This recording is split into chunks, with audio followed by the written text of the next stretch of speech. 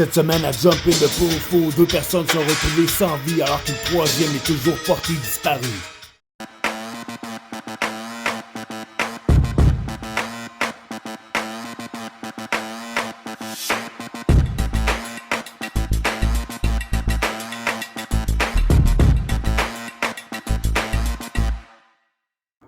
L'histoire qui suit s'est produite le 12 juin 2009 à 10h08 du matin dans la ville de Richmond dans le comté de Los Santos. Alors qu'un homme fortement intoxiqué aux méthamphétamines s'approcha d'une propriété privée, le propriétaire de la résidence Brian Smith, 43 ans, n'a pas apprécié la visite de l'intrus.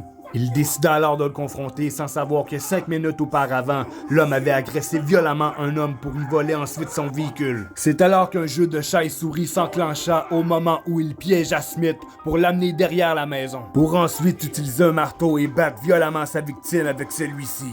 Paralysé sur le champ, Smith est laissé à lui-même tout en coulant au fond de la piscine. Le suspect jeta un coup d'œil à la propriété avant de faire le tour et retourner à l'avant de la maison. Il rembarqua dans son VUS volé précédemment, il recula dans l'entrée pour ensuite grimper sur le toit de la maison.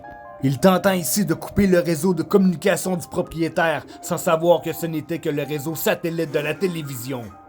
Et puis pour aucune raison, il prit une grande enjambée et sauta dans la piscine. Les inspecteurs pensent qu'à ce moment le toxicomane serait en plein délire.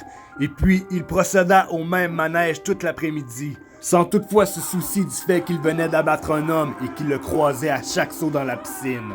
L'individu repartit ensuite avec le véhicule pour s'acheter de la drogue.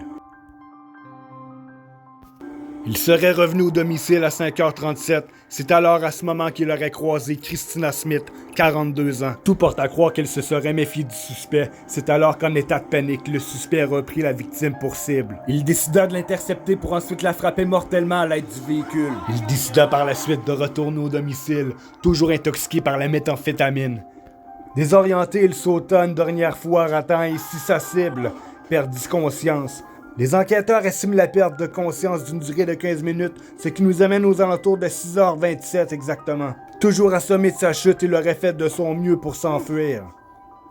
Il aurait fait le tour de la maison pour une dernière fois. C'est à ce moment-là qu'il croisa le regard de Michael Brown, 28 ans, le voisin des Smith. À ce moment, Brown était en lien avec la police de Los Santos. C'est à ce moment qu'une altercation aurait éclaté entre les deux hommes. Lors de la confrontation, le suspect a retrouvé l'opportunité de se sauver à bord de son VUS Cavalcade de marque Albany.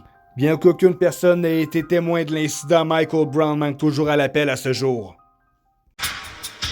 Si vous avez été témoin de quelque chose, quoi que ce soit, appelez au 1-800-LES-BEUFS. Merci de vous être joints à moi pour cet épisode spécial. On reprend le format habituel la semaine prochaine pour d'autres destinations qui n'ont pas d'allure à Jump in the Pool. Like, abonne-toi et sois averti du prochain épisode. Aussi, suivez ma chaîne sur YouTube appelée Jump in the Pool.